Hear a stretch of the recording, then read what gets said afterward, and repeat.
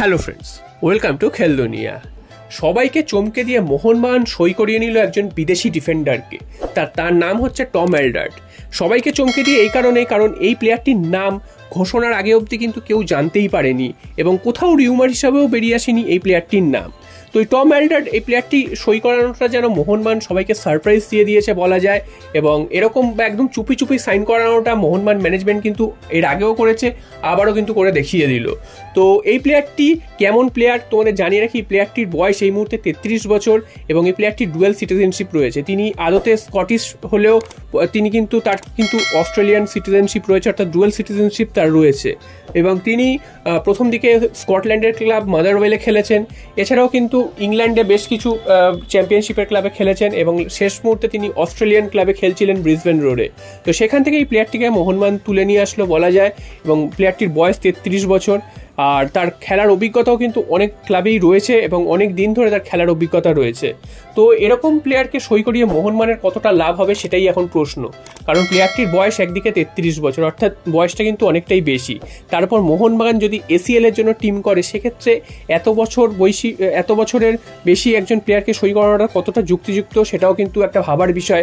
এছাড়াও মোহনবাগানের মধ্যে একটা প্রবণতা রয়েছে, যেটা হচ্ছে স্প্যানিশ এবং অস্ট্রেলিয়ান এই দুটো দেশ ছাড়া কিন্তু মোহনবাগান অন্য কোনো দেশের প্লেয়ার আনে না। এটাও কিন্তু সমর্থকদের মধ্যে একটা ক্ষোভ রয়েছে যে অন্যান্য দেশ থেকে কেন ট্রাই করে না মোহনবাগান হয়তো সাকসেস পাচ্ছে ঠিকই, তবে অন্যান্য দেশ থেকেও তো ট্রাই করা উচিত, খালি এই দুটো দেশেই কি প্লেয়াররা রয়েছে? তো এটাও কিন্তু একটা ভাবার বিষয়, কারণ মোহনবাগান এবার এসিএল 2-তে খেলবে। সেখানে খেলতে গেলে কিন্তু এইরকম যদি বেশি বয়স্ক প্লেয়ার নিয়ে আসে, সেক্ষেত্রে কিন্তু মোহনবাগানের সমস্যা হতে পারে। যদিও প্লেয়ারটি মাঠে নেমে কেমন খেলে সেটা কিন্তু পরের বিষয়, কারণ মাঠে নেমে ভালো খেলতেও পারে। তো মোহনবাগানের সামনে কিন্তু যেহেতু এসিএল খেলার সুযোগ রয়েছে, সেক্ষেত্রে মোহনবাগানের কিন্তু এই বিষয়গুলো আরও ভাবনা চিন্তা করেই এগোনো উচিত, কারণ হেক্টর ইউসতে তিনি কিন্তু দুর্দান্ত ফুটবল খেলেছিলেন, যদিও তার কনসিস্টেন্সির অভাব ছিল এবং তারও বয়স কিন্তু সেম ছিল। তো সেক্ষেত্রে তাকেই ধরে রাখতে পারতো মোহনবাগান। এরকম নতুন প্লেয়ার আনার কি মানে, এত বছর বয়সী এবং অস্ট্রেলিয়ান সেই। তো তোমাদের কি মতামত? এই প্লেয়ারটিকে মোহনবাগানে সই করিয়ে মোহনবাগানের কি আদৌ লাভ হবে? তো ওই প্লেয়ারটি সই করার পর তিনি নিজে জানিয়েছেন যে মোহনবাগান সম্পর্কে তিনি খুব শুনেছেন, মোহনবাগানের হিস্ট্রি সম্পর্কেও তিনি শুনেছেন এবং রিসেন্ট কিছু ম্যাচ বা রিসেন্ট কিছু পারফরমেন্সের তিনি দেখেছেন এবং ভারতে আসার জন্য তিনি মুখিয়ে রয়েছেন।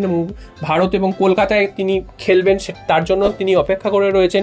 তো একটা মোহনবাগানের কিন্তু খুব প্রশংসা করেছে এবং মোহনবাগানে যোগ দিয়ে তিনি খুশি সেটা কিন্তু জানিয়েছে।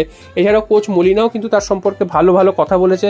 সেখানে জানা যাচ্ছে যে মলিনা জানিয়েছেন যে মোহনবাগানের এই প্লেয়ারটি আসাতে মোহনবাগান অনেক শক্তিশালী হবে এবং তার সাথে তিনি কাজ করতে মুখিয়ে রয়েছেন। তো এই গেল এই প্লেয়ারটির কথা, এবং এই প্লেয়ারটিকে সই করিয়ে মোহনবাগান কিন্তু একটা বড় চমক দিয়েছে বলাই যায়। এরপর চলে আসি আরও একটা খবর। আজকের কিন্তু কলকাতা লিগের প্রথম ম্যাচে মোহনবাগান নেমেছিল ভবানীপুরের বিরুদ্ধে। সেই ম্যাচে মোহনবাগান কিন্তু আটকে গেল। প্রথমে ফ্রিকিক থেকে শিবাজিতের দুর্দান্ত গোলে এগিয়ে গেছিল, তারপরে কিন্তু সেই গোল ধরে রাখতে পারেনি, 1-1 করে দেয় ভবানীপুর এবং সারা ম্যাচে মোহনবাগান প্রায় খেলতেই পারেনি। লাস্ট 10 মিনিট বাদে সারা ম্যাচেই কিন্তু ভবানীপুর খেলে গেছে এবং মোহনবাগান কিন্তু হেরেও যেতে পারতো এই ম্যাচটা। ভবানীপুর দুর্দান্ত ফুটবল খেলেছে এবং কলকাতা লিগের যে বাকি দলগুলো বা ছোট দলগুলো যে ভালো ফুটবল খেলতে পারে সেটা কিন্তু ভবানীপুর দেখিয়ে দিয়েছে। এবং মোহনবাগানের হতে পারে আজকের ফার্স্ট ম্যাচ, তারপর বৃষ্টির মধ্যে খেলা হয়েছে, তার জন্য একটু হয়তো সমস্যা হচ্ছিল। তো আস্তে আস্তে সেই সমস্যাগুলোকে কাটিয়ে উঠতে হবে, তা না হলে কিন্তু মোহনবাগানের কপালে দুঃখ রয়েছে, কারণ ইস্টবেঙ্গল কিন্তু অলরেডি বড় ব্যবধানে জিতে বসে রয়েছে।